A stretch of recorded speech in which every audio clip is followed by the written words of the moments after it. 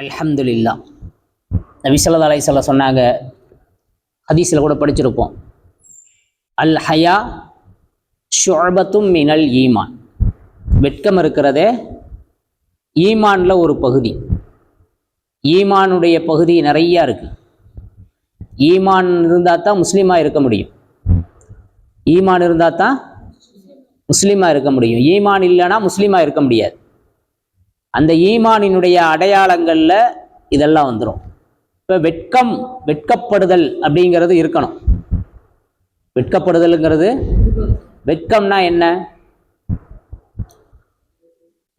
அது ஒரு உணர்ச்சி. அல்லாஹ்வுடைய கடமைகளை பாலடிக்கையில இப்படி அல்லாஹ்வுடைய கடமையை நிறைவேற்றலையே அப்படின்னு வெட்க வரணும். ஒரு பாவத்தை செய்யல, பாவம் செய்யறமே அப்படின்னு ஒரு வெட்கம் ஏற்படும். ஏதாவது ஒரு சூழ்நிலை, பொய் பேசிடுறோம். பொய் பேசுறது ஹராம், படிச்சோம்ல. ஆஹா, இப்படி ஹராம செய்யறமே அப்படின்னு என்ன செய்யணும்? வெட்கப்படணும். அல்லாஹ்வுடைய கடமையை விடையிலையும் வெட்கப்படணும். அல்லாஹ் எதை தடுத்திருக்கிறானோ அதை செய்யலையும், அதான் அசலான வெட்கம். பொதுவா வெட்கம் ஹயா அப்படின்னு சொன்னா, நபி ஸல்லல்லாஹு அலைஹி வஸல்லம் அற்புதமா சொன்னாங்க, அல் ஹயா ஷுஅபத்தும் மினல் ஈமான்.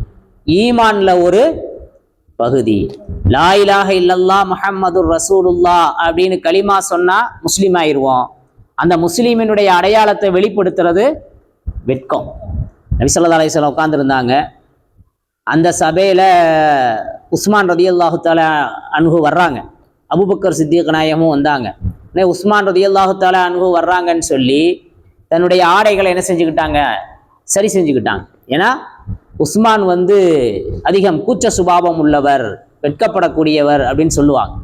பொதுவாகவே ஒரு ஆணுக்கு மறைக்க வேண்டிய பகுதி அப்படின்னு இருக்கு. ஒரு ஆணுக்கு மறைக்க வேண்டிய பகுதி. ஆண்களுக்கு எது மறைக்க வேண்டிய பகுதி? தொப்புள்ள இருந்து முட்டுக்கால் வரைக்கும் மறைக்க வேண்டியது. நாம ஜட்டி போடுறோம். ஜட்டி போடுறோமா? ஜட்டி போட்டிருக்கிற பகுதி மட்டும் மறைக்க வேண்டியது இல்லை. ஜட்டி போட்டிருக்கிறது மட்டும் மறைக்க வேண்டிய பகுதி இல்லை. ஒரு ஆணுக்கு மறைக்க வேண்டிய பகுதி எது? தொப்புள்ள இருந்து முட்டுக்கால் வரைக்கும் மறைக்கணும். இப்ப டவுசர் போடலாமா? ஃபர்ல விட்டுறோம். அதனால எப்பவுமே என்ன செய்யக்கூடாது? பெர்முடாஸ் போடுவோம். முட்டுக்காலுக்கு கீழே இருக்குன்னு சொல்லுவோம். முட்டுக்காலுக்கு கீழே, ஆனா தொப்புளுக்கும் கீழே இருக்கும். அப்ப அதுவும் என்ன செய்ய முடியாது? போட முடியாது. தொப்புல என்ன செய்யணும்? மறைக்கணும். வீட்டில் இருந்தா கூட என்ன செய்யறது? இந்த பகுதியை மறைச்சுதான் இருக்கணும். பிற ஆண்களும் அந்த பகுதியை பார்க்கக்கூடாது. வீட்டில் இருக்கிற யாரும் அந்த பகுதியை பார்க்கக்கூடாது. நபி ஸல்லல்லாஹு அலைஹி வஸல்லம் ஒரு தடவை கஅபத்துல்லாவினுடைய புனரமைப்பு பணி நடந்துகிட்டு இருந்துச்சு. கஅபத்துல்லாவை மராமத்து செஞ்சாங்க. இப்போ எல்லாரும் ஆளுக்கு ஒரு வேலை செஞ்சாங்க. நபி ஸல்லல்லாஹு அலைஹி வஸல்லம் சின்ன பிள்ளையா இருந்தாங்க. இப்போ அவங்களும் கல்லை எடுத்து சுமந்துட்டு வந்தாங்க. அதை கல்லை தூக்கி வச்சுட்டு வர முடியல.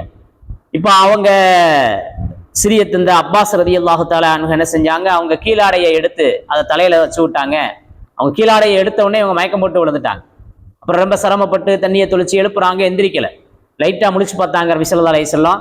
ஏன் கீழாடை ஏன் மயக்கம் அடைஞ்சாங்கன்னு யாருக்குமே தெரியல. அந்த யோசனையை பண்ணிக்கிட்டு இருக்கிறாங்க. என்னுடைய கீழாடைன்னு கேட்டாங்க. அப்போ கீழாடையை எடுத்து கொடுத்து அணிஞ்சு விட்டதுக்கு பின்னாடி தான் நபி ஸல்லல்லாஹு அலைஹி வஸல்லம் மயக்கம் தெளிஞ்சாங்க அப்படின்னு பார்க்குறோம். நபி ஸல்லல்லாஹு அலைஹி வஸல்லம் எந்த காலத்திலையும் மறைக்க வேண்டிய பகுதியை வெளியில காட்டினது கிடையாது. ஸ்கூல்ல இருக்கிறோம், யூரின் போவோம், நாம மறைக்க வேண்டிய பகுதியை நண்பர்களுக்கு மத்தியில வெளியில காட்டிக்கிட்டு இருப்போம். நடக்குதா இல்லையா? இது மாதிரி தெருக்கல்ல விளையாண்டுகிட்டு இருப்போம், யூரின் வந்துடும். நம்ம வாட்டுக்கு ஓரமா போய் என்ன செய்வோம்? காட்டிக்கிட்டு யூரின் போய்கிட்டு இருப்போம். இதெல்லாம் மறைக்க வேண்டிய பகுதிகள். அதையெல்லாம் என்ன செய்யக்கூடாது? வெளியில காட்டக்கூடாது. வெட்கம் இருக்கணும். வெட்க உணர்வு இருக்கணும். புரியுதா? விளங்குதா? அதனால எப்பவுமே தொப்புள்ள இருந்து முட்டுக்கால் வரைக்கும் ஆண்கள் மறைக்கணும். பெண்களுக்கு எந்த அளவுக்கு மறைக்கணும் அப்படின்னு சொல்லப்பட்டிருக்குன்னு சொன்னா, அவங்களுடைய முகம், கை, இது மட்டும்தான் வெளியே தெரியணும். மற்ற எல்லாமே மறைக்க வேண்டிய பகுதி பெண்களுக்கு. இன்னைக்கு சர்வசாதாரணமா இன்ஸ்டால கூட என்ன செய்வாங்க? நிறைய பெண்கள் தலையில முக்காடு இல்லாம சரியான ஆடை இல்லாம முஸ்லீம் பிள்ளைங்க கூட என்ன செய்யறாங்க, மகிழ்ச்சியா அதை வெளிப்படுத்திக்கிறாங்க. மறைக்க வேண்டிய பகுதிகள் என்ன செய்யணும், எப்பவுமே மறைஞ்சிருக்கணும், வெட்கப்படணும். மறைக்க வேண்டிய பகுதியை வெளிப்படுத்துறதுல என்ன செய்யணும், வெட்கப்படணும். நபி ஸல்லல்லாஹு அலைஹி வஸல்லம் ரொம்ப வெட்கம் உள்ளவங்களா இருந்தாங்க, வெட்க குணம் உள்ளவங்களா இருந்தாங்க. கடைவீதியில போகையில அமைதியா தான் போவாங்க. கடைவீதியில போகையில, தெருக்கல்ல நடந்து போகையில அமைதியா போவாங்க. இதெல்லாம் வெட்கம் எனக்கு இருக்குங்கிறதுனுடைய அடையாளம். சில நேரத்துல சில ஆளுக வந்தாலே என்ன செய்யும், சவுண்டு, இவர் வர்றாரு அப்படின்னு தெரிஞ்சுக்கலாம். இருக்கா இல்லையா? நபி ஸல்லல்லாஹு அலைஹி வஸல்லம் வெட்கத்துல மறைக்க வேண்டிய பகுதிகளில் அதிகமா கவனம் செலுத்துவாங்க. அப்படின்னு வெடிச்சிருப்பெல்லாம் நபி ஸல்லல்லாஹு அலைஹி வஸல்லம் சிரிச்சதே இல்லை. ஏன்னா யாருக்கு வெட்கம் இருக்குதோ அவங்க இது மாதிரி சிரிக்கிறதுக்கு வெட்கப்படுவாங்க. வெட்கம் இல்லாதவங்க, நீ உனக்கு வெட்கம் இல்லைன்னா நீ நாடியதை செய்துகொள் அப்படிங்கிறது ஒரு அரபு வாசகம்.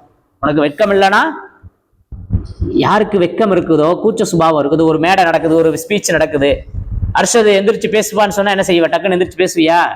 இத்தனை பேருக்கு முன்னாடி எப்படி பேசுறது அப்படின்னு. அப்படியே ட்ரைனிங் எடுத்து போய் நின்றாலும் என்ன செய்யும், பேச்சு வராது, வெக்கமா இருக்கும். அப்ப ஒரு சபையில பேசுறதுக்கே நம்ம வெக்கப்படுறோம்.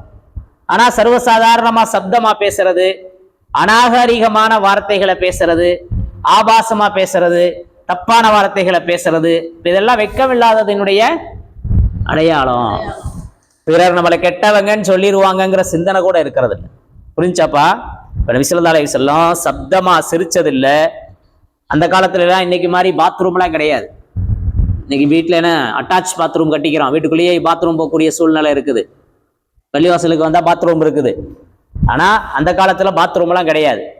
அரபுகள்கிட்ட பாத்ரூம் கட்டுற பழக்கமும் இல்லை. இப்ப சுய தேவையை நிறைவேற்றணும், யாரும் இல்லாத இடத்தை தேடி நபி ஸல்லல்லாஹு அலைஹி வஸல்லம் ரொம்ப தூரமா போயிடுவாங்களாம்.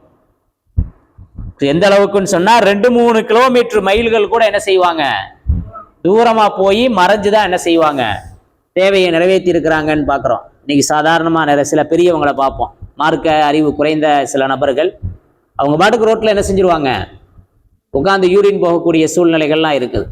அதனால ஒரு முஸ்லிமுடைய அடையாளம் வெட்க உணர்வு. ஒரு முஸ்லிமினுடைய அடையாளம் பாவத்தை செய்யறதுக்கு வெட்கப்படுவான், நன்மையை விடுறதுக்கும் வெட்கப்படுவான். பாவத்தை செய்யவும் கூடாது, நன்மையை விட்டுறவும் கூடாது. புரியுதா சொல்றது? தொழுக வாங்க சொல்லப்பட்டுருச்சு, பள்ளியில தொழுக நடந்துட்டு இருக்குது, நல்லா தெரியும்.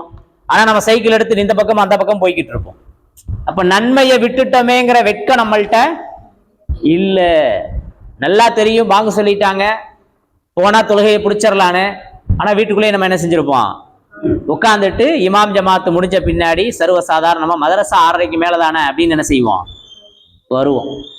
புரியுதா? எந்த ஒரு நல்ல விஷயத்தையும் நம்ம சாதாரணமா கருதக்கூடாது.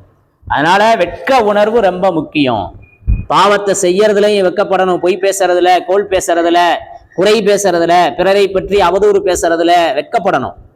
அதே மாதிரி நன்மையை விடுறதுலையும் வெட்கப்படணும். தொழுகையை விட்டுறோம், குரான் ஓதுறது இல்ல, நலவான ஒரு நல்ல அமல் நடக்குது, திக்ரு மஜ்லிஸ் நடக்குது, பயான் மஜ்லிஸ் நடக்குது, இப்படி நாம கலந்துக்கலையே அப்படின்னு என்ன செய்யணும், வெட்கப்படணும். ஜும்மாவுடைய நேரம் முன்னாடியே ஜும்மாவுக்கு போகணும், கடைசி நேரத்துல போகக்கூடாது. புரிஞ்சா? அதனால அல் ஹயா ஷுஅபத்தும் மினல் ஈமான், வெட்கம் ஈமானில் ஒரு பகுதி. வெட்கம் இல்லைனா நீ நாடியதை செய்துகொள். அல்லாஹ் உங்களுக்கெல்லாம் வெட்கமுள்ள பாக்கியத்தை தருவானாக. அல்லாஹ் அனைவரையும் ஈமானின் அடையாளமான வெட்கத்தை வெளிப்படுத்தக்கூடிய நசீபை தந்தருள்வானாக. ஆமீன்.